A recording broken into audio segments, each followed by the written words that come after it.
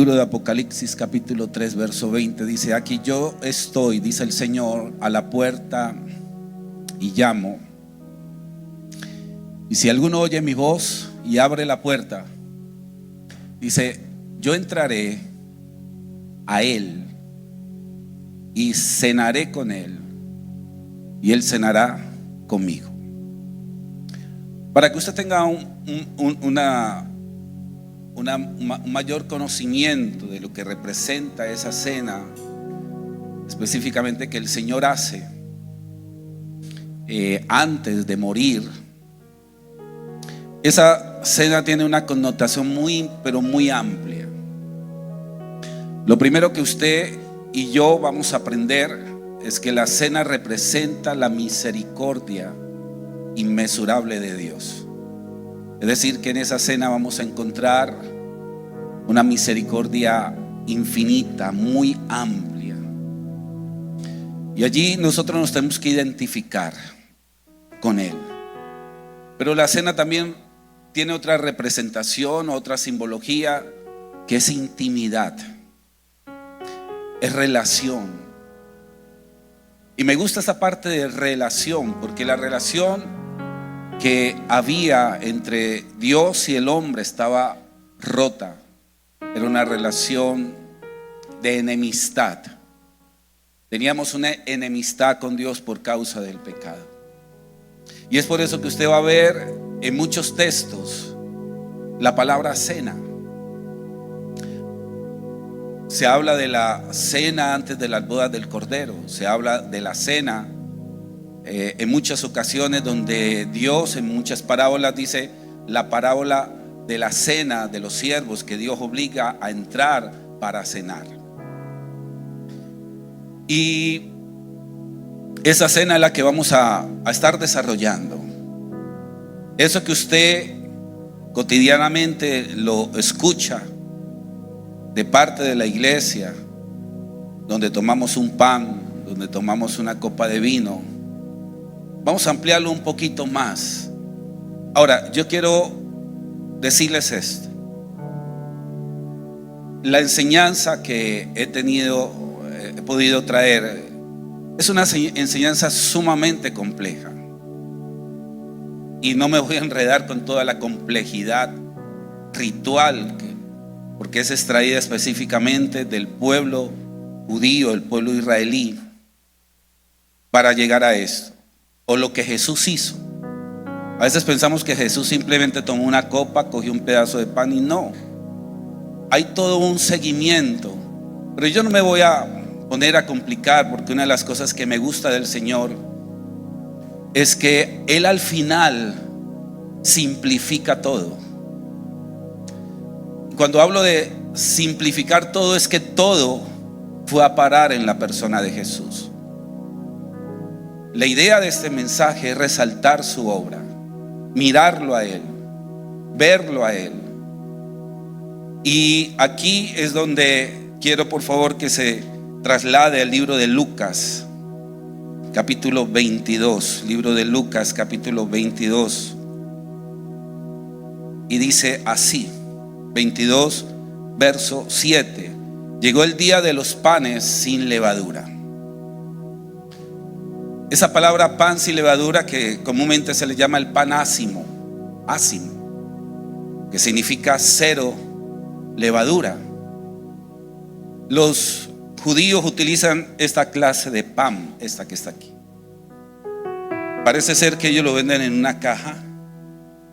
Esto. Eso es lo que ellos usan. Y esto se le llama el masat, que no es otra cosa sino pan cero levadura. ¿De qué está hecho esto? Esto está hecho de harina.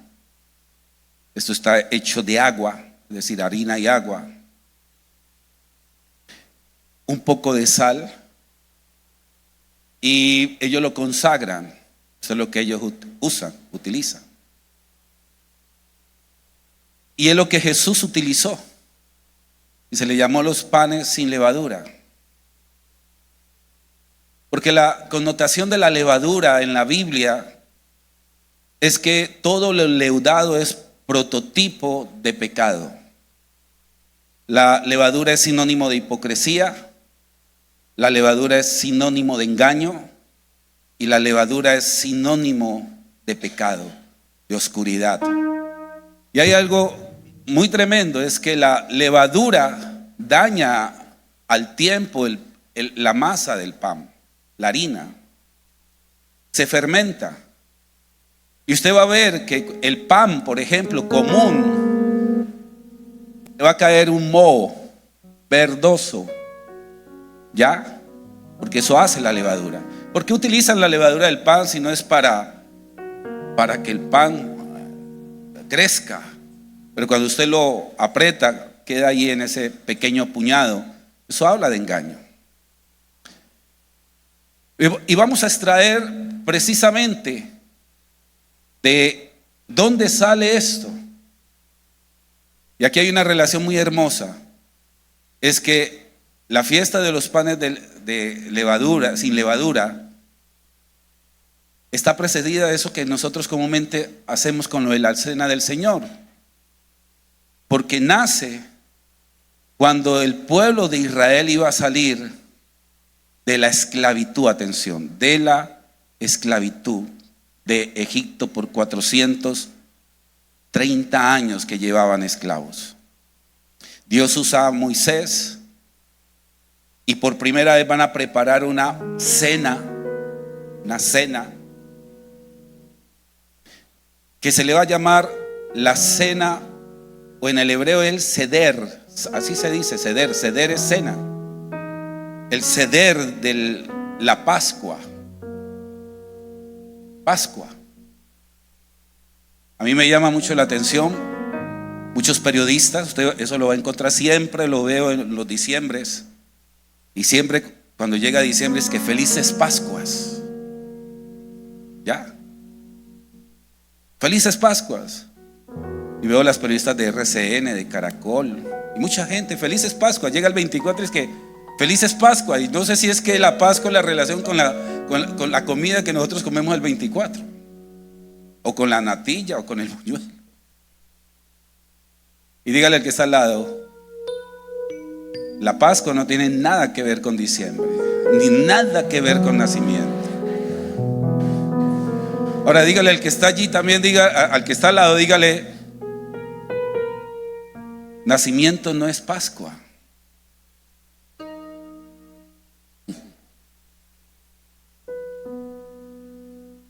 Pero Pascua sí tiene que ver con cena, con cena.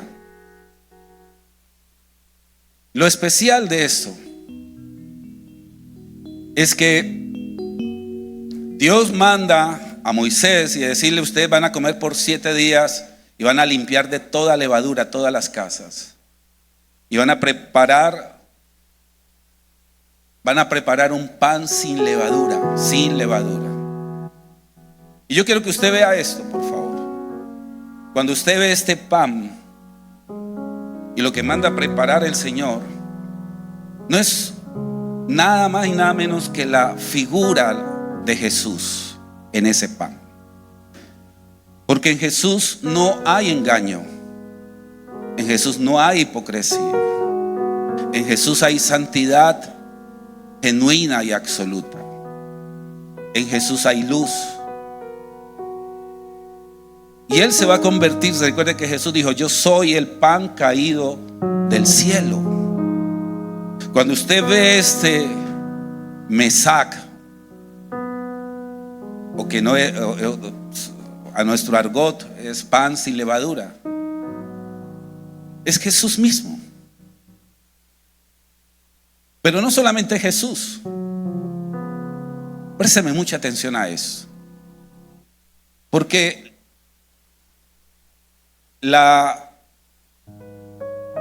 este pan es extraído del trigo. A mí me llama mucho la atención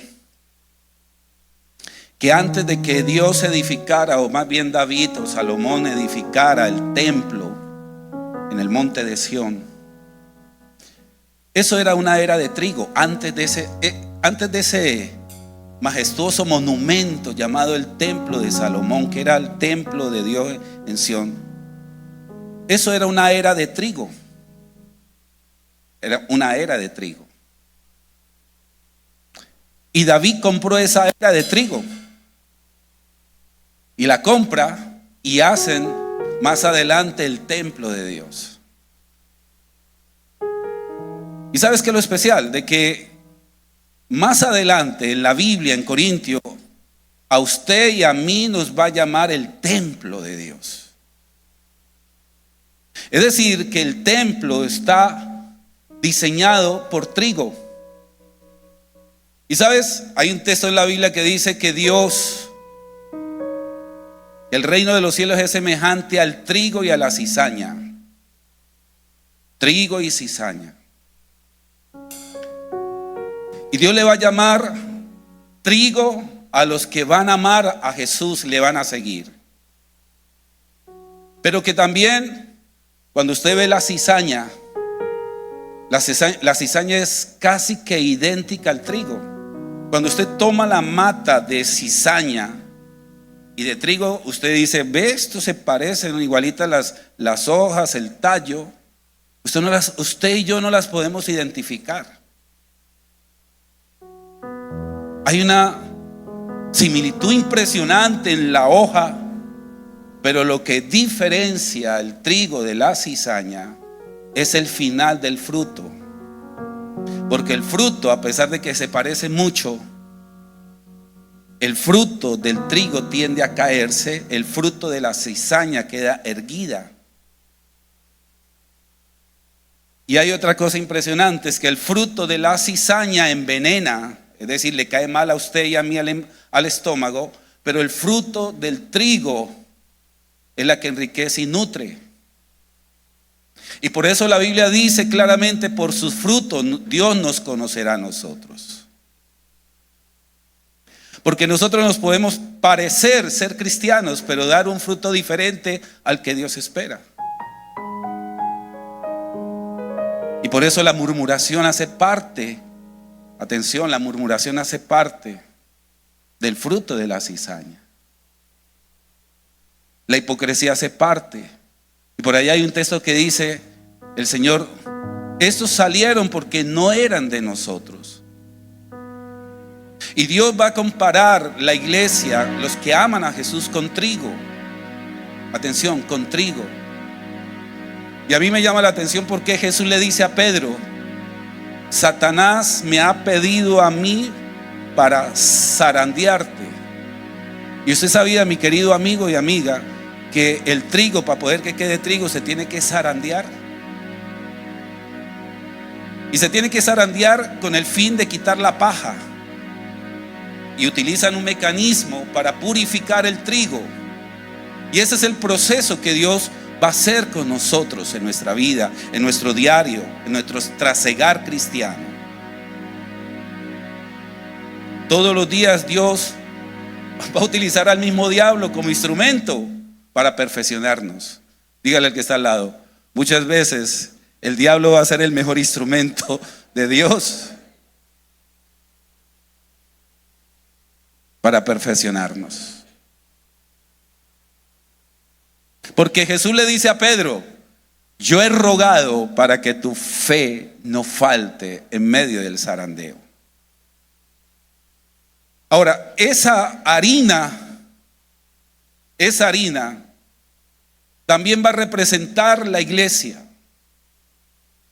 También va a representar usted y yo.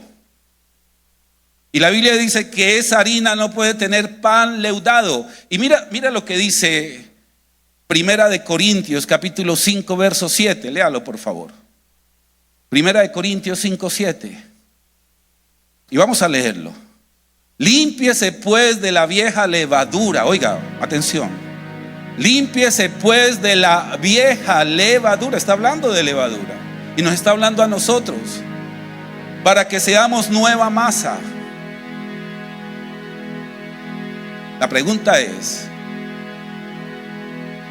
¿somos una masa prototipo con levadura que nos resentimos fácilmente? ¿Que hablamos malas palabras?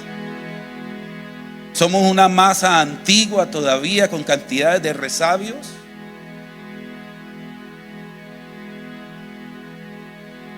Porque esa masa tiene que glorificar al Señor y de esa masa es que Él quiere comer. Y aquí dice, para que seáis nueva masa, sin levadura como sois. Porque nuestra Pascua, atención, mire la palabra aquí y cómo relaciona la palabra, esa palabra cena, la cena pascual, porque nuestra Pascua, que es Cristo, ya fue sacrificada por nosotros. Y una de las cosas es que Dios quiere hacer de usted y de mí un templo lleno de trigo. Atención, lleno de trigo. A mí me gusta algo con el trigo, es que el concepto de trigo en la Biblia es que el trigo nutre. Y la iglesia está llamada para nutrir a este mundo perverso. La iglesia está llamada para mostrar ser diferente, pensar diferente, caminar diferente. Nosotros debemos de ser personas diferenciales. Digamos eso, por favor. Personas diferenciales. Limpiémonos pues de la vieja levadura. Ahora, usted va a encontrar a Jesús reprendiendo, ¿no? Y Él coge a todos los religiosos de ese tiempo. Habían tres grupos: los fariseos, los saduceos y los herodianos. Oiga, usted, si tuviera la oportunidad de ver a un grupo de los fariseos, un grupo sacerdotal, con un grupo pseudo que eran los saduceos, no, esto ni se hablaban, contendían entre ellos. Mire, los fariseos decían esto: ay, los ángeles. Y acá los saduceos: no, es que no existen ángeles. Los fariseos decían la resurrección. No, ¿qué cuento de resurrección? Estos eran sumamente religiosos, pero estos saduceos eran muy, atención, muy racionales. Tenían ciertas cosas de la Biblia o de la Torá, pero eran incrédulos. Y los herodianos, que eran otro grupo, le mezclaban lo político, corrupto, con lo religioso, y lo hacían por conveniencia. Y Jesús dice: libres en ustedes, le hablaba a los discípulos, de la levadura de los fariseos, de la levadura de los saduceos y de la levadura de Herodes. Guárdese de eso, porque eso daña la integridad absoluta de la harina. Y a mí me llama la atención porque eran 7 días donde tenían que escarbar en cada casa para sacar toda levadura, para poder celebrar la cena, esa cena del Señor. Por 7 días no se podía aceptar ninguna levadura en la casa y tenían que sacarla, y eso era lo estricto de esa ley. Pero volvamos a lo siguiente, por favor. Jesús, aquí en Lucas capítulo 22 verso 7, dice así: llegó el día de los panes sin levadura, en el cual era necesario, atención, sacrificar el cordero pascual. Cordero pascual, la Pascua. ¿Ok? En el hebreo Pascua se dice Pesaj. En el inglés, ¿sabe cómo se dice en inglés? Passover, ¿no? Que es pasar por encima. O sea, el significado de Pascua es pasar por encima. ¿Ok? Pasar por encima. ¿Qué significa Pascua? Pasar por encima. Ok, dejémoslo allí un momento. Passover, Pascua, nosotros le decimos Pascua, el Cordero. Y Jesús dijo: Cristo es nuestra Pascua. Ahora, ¿de dónde sale esa palabra Pascua? Ahora, vamos a decir todos: el pueblo de Israel estaba en esclavitud. ¿Cómo estaba el pueblo de Israel? En esclavitud. ¿A quién Dios escoge para liberar a Israel? A Moisés. Ok, a Moisés. La pregunta es: ¿cuántas plagas mandó Dios para traer juicio sobre Egipto? 10 plagas. Las 10 plagas. Algunas plagas, ¿se acuerdan? La plaga de las moscas, las plagas de los piojos, agua en sangre, las tinieblas, los piojos. Imagino la rasquiña tan berraca. Las ranas, ¿ya? El granizo. Hago esta pregunta: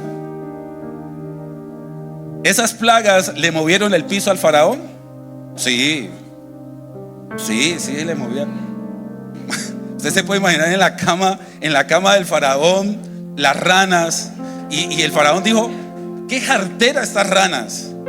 No, vaya, dígale a Moisés que dejen ir a ese pueblo, libéralos, no, yo no me aguanto más estas ranas. Y cuando Moisés oraba y las ranas se iban, ¿qué pasaba con el faraón? Préstame atención. Volvía y se arrepentía y decía: no, desista de esa orden. Así de sencillo.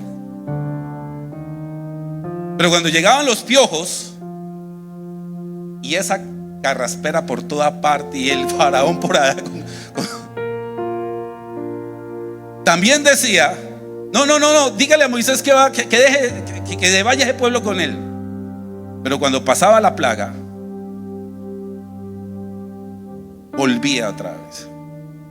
Repitan conmigo, por favor. No hay, dígalo de esta manera para que usted vaya comprendiendo, y me gustaría que todos lo repitieran: no hay otra manera como la que Dios ha diseñado para que el pueblo de Dios viva en una verdadera libertad. Porque el único diseño de parte de Dios para dejar libre era a través de sacrificio de sangre.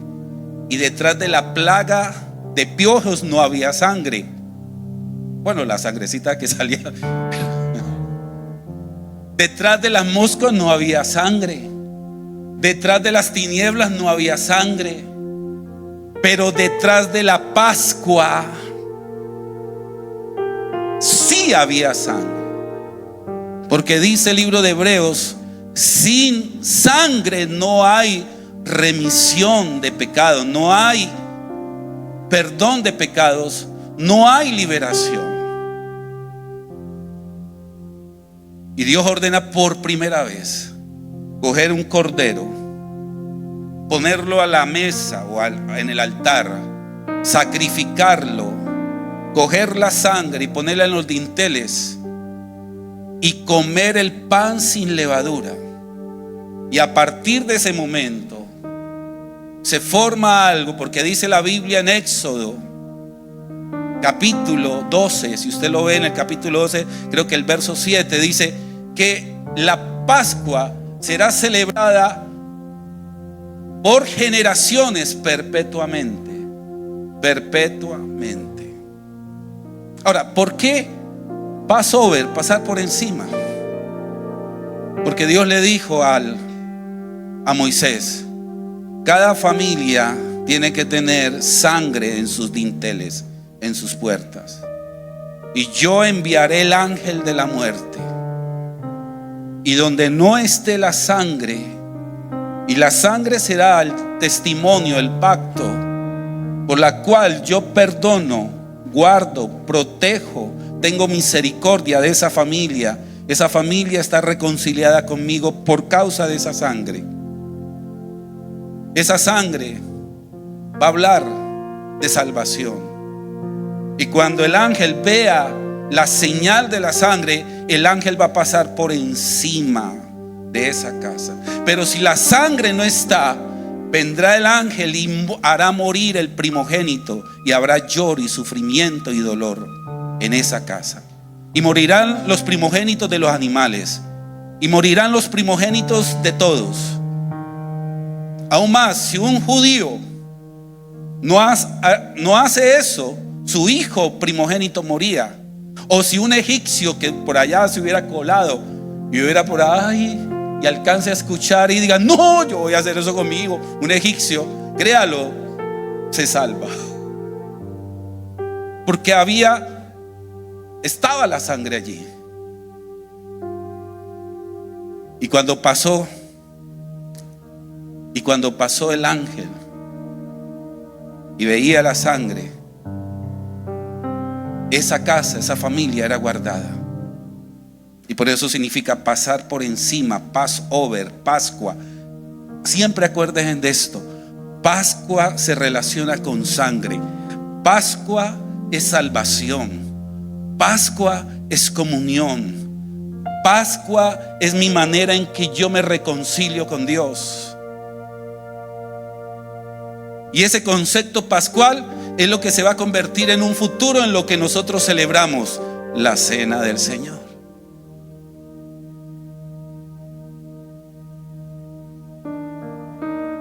La cena del Señor. Pero veamos algo. Aquí yo he puesto 4 copas. Y aquí, esto que está en mis manos, pues los judíos le llaman el masat, que es pan sin levadura. Esto es lo que comen en Israel. Esto es hasta costoso. Inclusive lo estuve averiguando en Mercado Libre y no se consigue, dice agotado, más en estos tiempos. Esto es lo que está aquí. Parece unas saltinas. ¿Ya? Y en Israel esto es lo que preparan.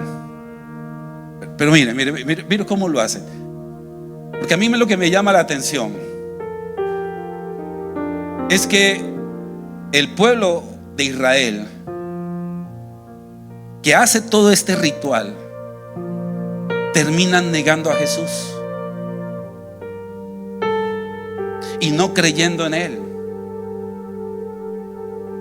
Si usted tiene la oportunidad de ver videos, usted va a encontrar videos de muchos tratar de predicarle de Jesús a judíos ortodoxos y a ellos escupirle a esas personas. No soportan el nombre en sí de Jesús, la mayoría, y sobre todo los ortodoxos. Y quiero decirles algo: y aman a Dios intensamente y sienten un amor, y es impresionante la manera como ellos, con esa manera pasional, leen la Torá, se van a orar largas horas y ayunos, vigilias, oraciones impresionantes. Pero ¿sabe qué es lo que más me sorprende? Que hacen la Pascua y no ven a Jesús allí. Mira, como no tengo uno entero, porque esto me lo mandaron a regalar, ese pedacito. Me lo mandaron a regalar. Una persona que hace esto de manera judía. Pero comúnmente es así. Venga, Marta, hágase acá. Aquí sí me tuvo que poner unas saltinas de esas que nosotros comemos. Ya. Pero vamos a poner que es este tipo de pan que ellos celebran. Ellos cogen, son 3. Mire, atención: 1, 2 y 3. Esto es de tela. Y atención, esta costumbre la hace desde antes de Jesús. Aún más, el mismo Jesús la hizo de esta manera. Él la celebró como lo estoy aquí explicando. Y esto es de tela aquí, eso. Y tiene 3 compartimientos.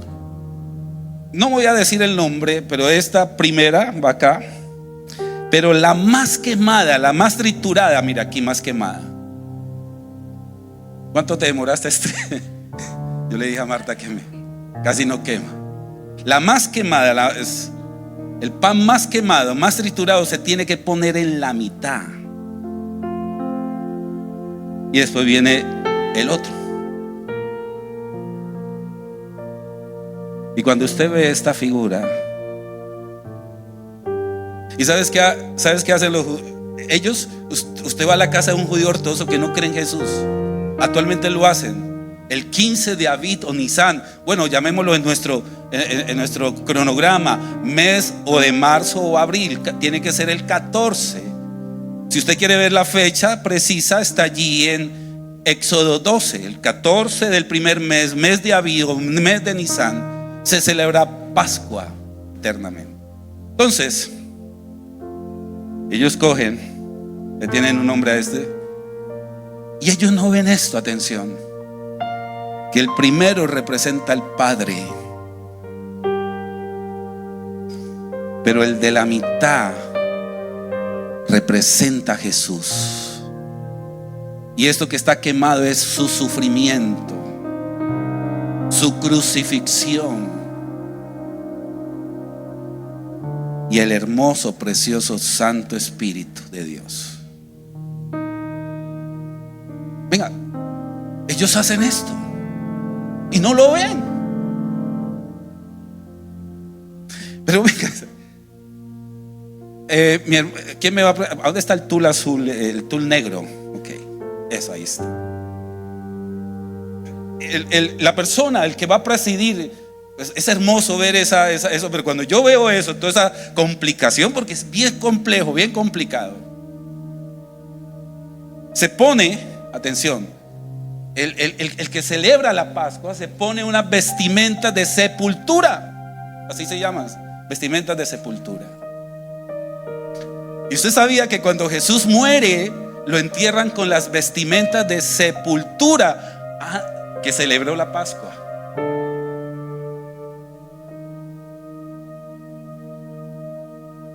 Lo entierran con esas vestimentas de sepultura, unas vestimentas especiales.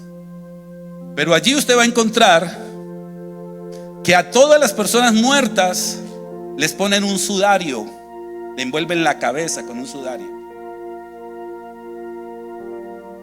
¿Ya? Y ese sudario, cuando usted va por allá a Juan capítulo 20, la resurrección de Jesús, dice que se escuchó la voz que Jesús, resucitó, y por allá Pedro y Juan dicen: no puede ser, salieron corriendo. Y dice que Juan era más veloz, pero no entró al sepulcro, y llega Pedro y entra, y asustado, y no ve el cuerpo allí. Dice: ¿y aquí qué pasó? Mire lo que dice aquí. Verso 5, 25. Y bajándose miró, vio los lienzos puestos allí, pero no entró. Luego llegó Simón Pedro tras él y entró en el sepulcro y vio los lienzos puestos allí. Y atención, y el sudario que había estado sobre la cabeza de Jesús, no puesto con los lienzos. Y esto tiene una explicación, porque la muerte es sinónimo de corrupción. Sinónimo de corrupción. Y casi siempre los lienzos, atención, los lienzos de una persona cuando moría, los dejaban sin arreglar, los tiraban, porque estaban contaminados por las ropas de la sepultura. Pero mire lo que pasa aquí. Entonces entró también el otro discípulo que había, verso 7. Y el sudario que había estado sobre la cabeza de Jesús, no puesto con los lienzos, sino enrollado en su lugar. Enrollado en su lugar. No quiero utilizar. Si otra persona tiene, bueno, no, como que no, me faltó. Bueno, esa se me sirve. Ok, este es el sudario en la cabeza.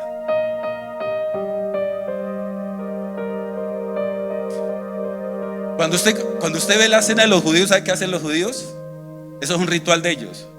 Ellos tienen como una especie de, no de servilleta, sino que le llaman una prenda, tiene un nombre, Y cuando ellos cogen allí, como es el sinónimo de sudario, en la cena, eso lo hacen ellos, cuando lo envuelven, lo arreglan, lo dejan allí, dice: dentro de un año yo volveré a cenar aquí. Y resulta que Jesús, aquel que celebró la cena, que murió, coge los lienzos y dice: yo estoy para arreglar, porque resucité, ¿ya? Y estoy para arreglar tu vida. Estoy para organizar. Y lo deja a un lado, diciendo: yo regresaré nuevamente. Pero este regreso no es la segunda venida de Jesús. Él está diciendo: yo volveré con el mensaje de restauración y de resurrección, para que la iglesia viva vida de Dios. ¿Cuántos dicen amén?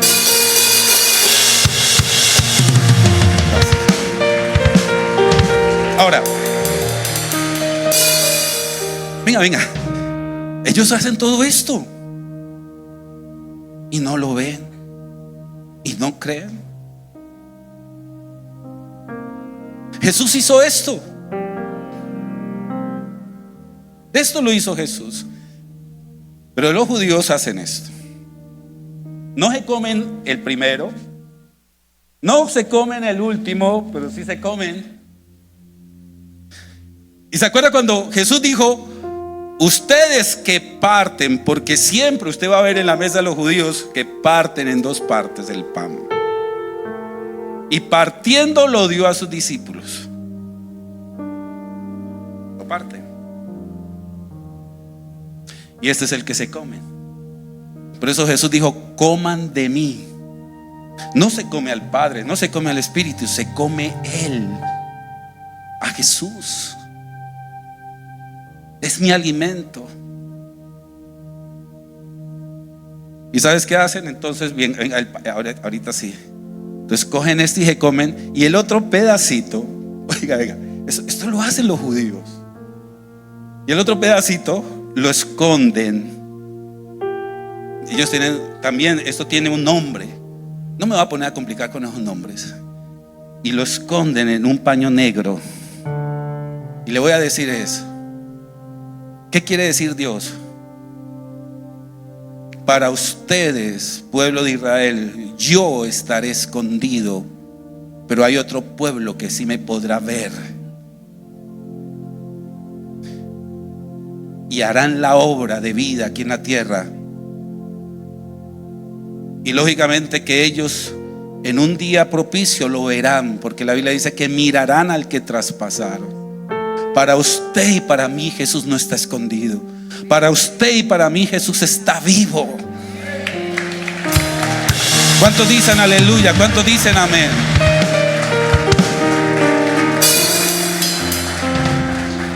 Y es por eso que usted va a encontrar en el libro de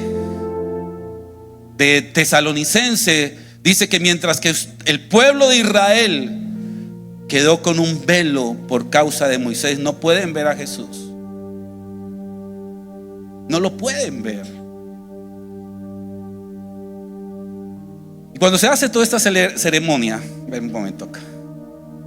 Resulta que nosotros comúnmente usamos una sola copa, y tomando la copa, pero ellos, el mismo Jesús utilizó en la Pascua, en la cena, utilizan 4 copas. Y usted de pronto se va a preguntar: bueno, ¿y por qué nosotros usamos 4 copas? ¿Por qué no hacemos con 4? No. ¿Se acuerda que yo les dije que Dios es un Dios que simplifica?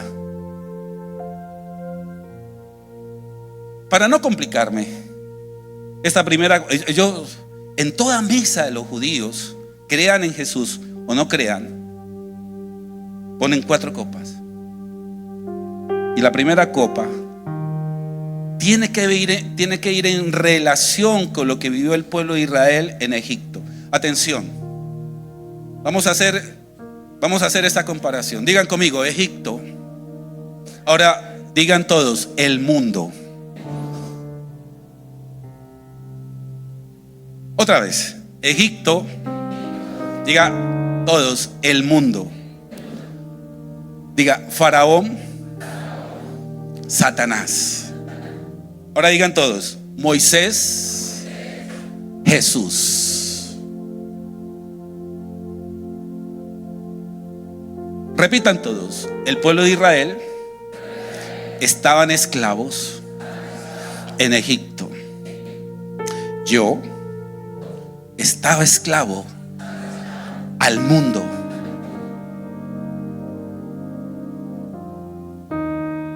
Moisés libertó a Israel. Jesús me liberó a mí.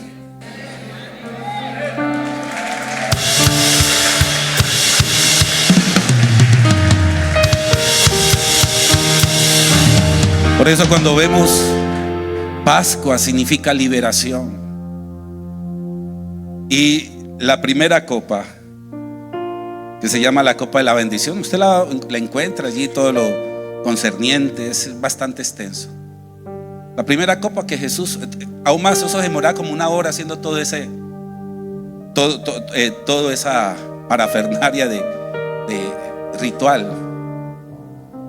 La segunda copa se llama la copa del juicio. No lo voy a explicar qué tiene que ver con el juicio que Dios trajo a través de las 10 plagas. Pero cuando Jesús toma de la tercera copa, y esta copa los judíos hasta hoy se le llama la copa de la redención o la copa del sufrimiento. Atención, en el griego se dice poterión, copa del sufrimiento, copa del sufrimiento. ¿Se acuerdan cuando Jesús le dice al Padre: pasa de mí esta copa y que no se haga mi voluntad, sino que se haga tu voluntad? ¿Por qué? Porque Jesús ya estaba viendo el sufrimiento que iba a traer redención a un pueblo. Y él dijo: pasa de mí esta copa, Señor. No quiero. Y Jesús le dice a los discípulos: la copa que yo beberé, ustedes no la podrán beber.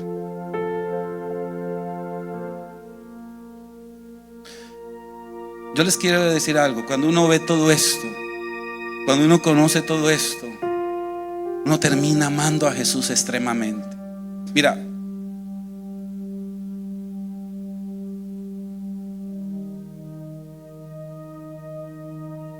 lo importante es conocer a Jesús, conocer su obra, su misericordia, conocer su amor, conocer su perdón, conocer cómo Él me mira a mí, cómo te mira a ti. Si Jesús tuviera la oportunidad de estar frente a ti, ¿cómo te mira a ti? ¿Te mira con ojos de juicio? ¿Te condena por lo que has hecho? ¿O sencillamente te da la mano para ayudarte?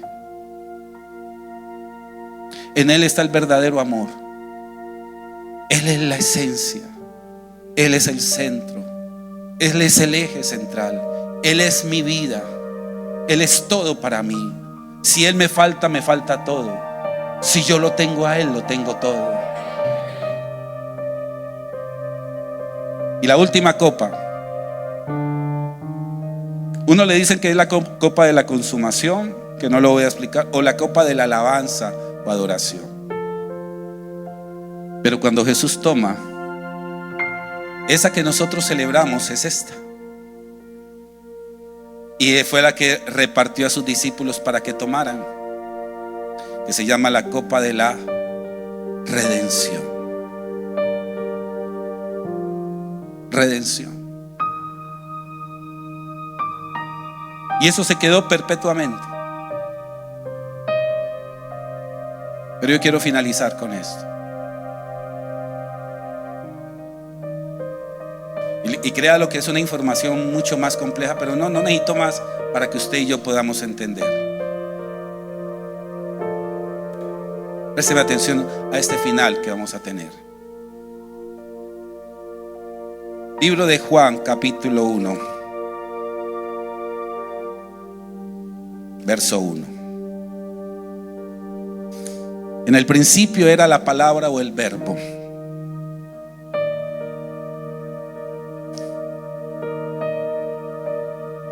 Y el principio era el verbo, la palabra.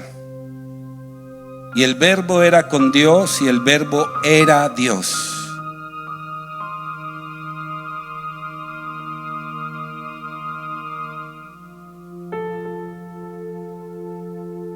Todo esto que hemos explicado aquí, que nosotros simplemente lo simplificamos en hacer la cena del Señor, o le llamamos la Santa Cena del Señor, y que tomamos como símbolo un pan sin levadura, así sea pequeño, tomamos ese zumo de uva, y que nosotros comemos y tomamos como Jesús lo dejó como mandato, y como Pablo lo ratifica, me fue dicho por el Señor.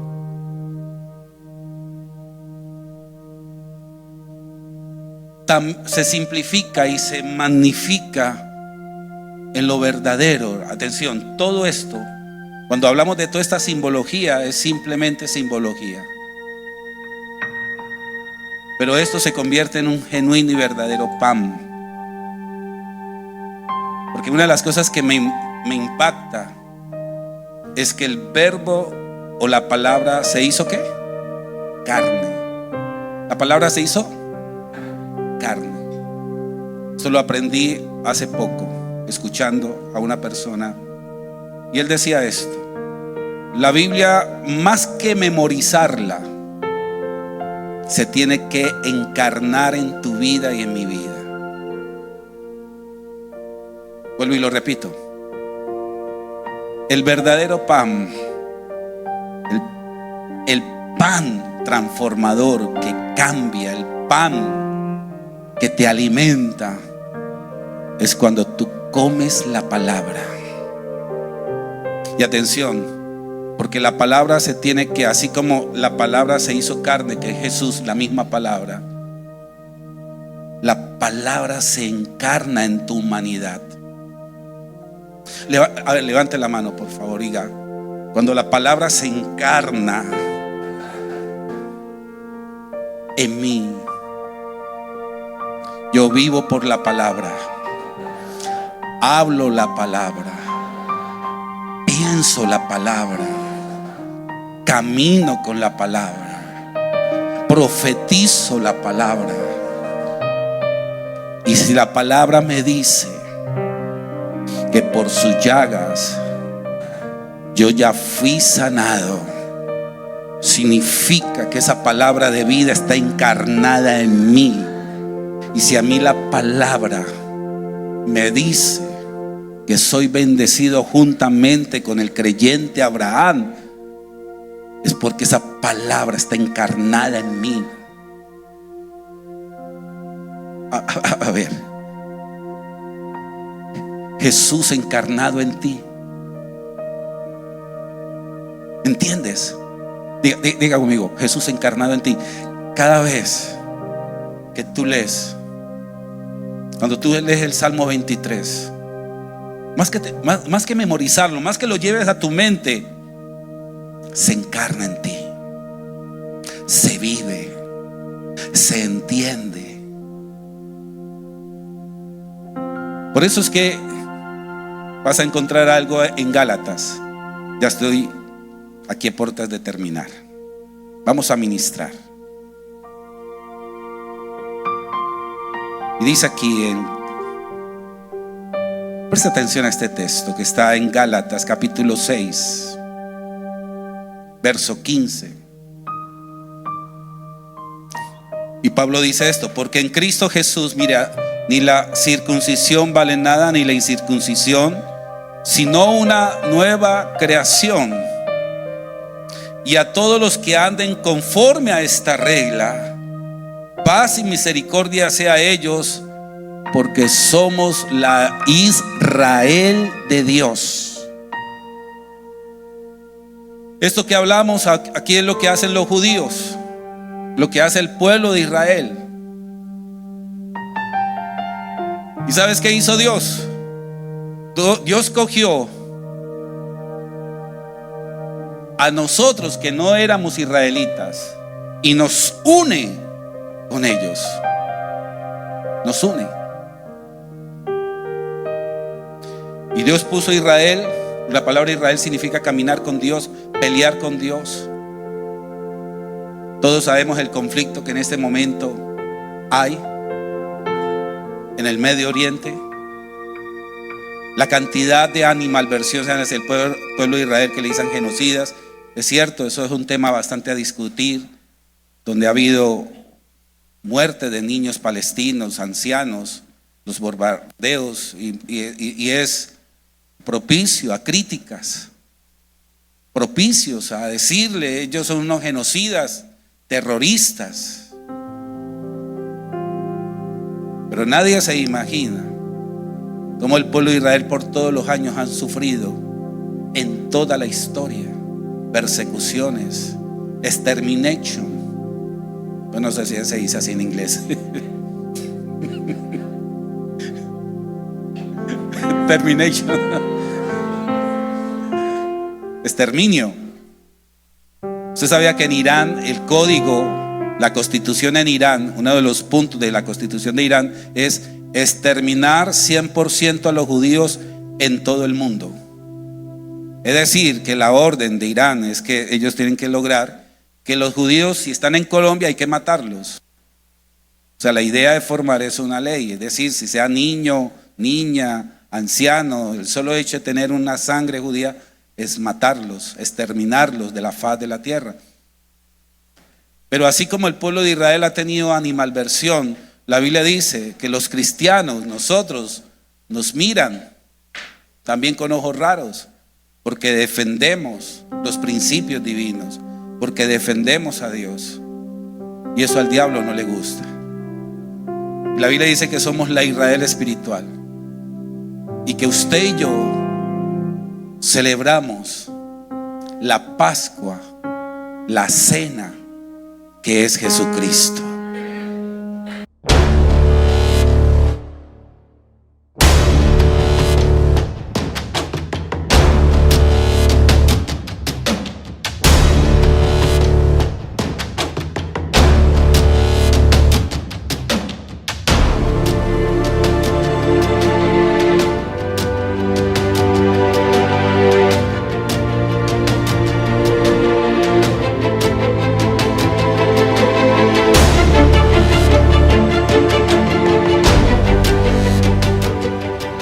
Visión carismática al mundo, donde los milagros son realidad.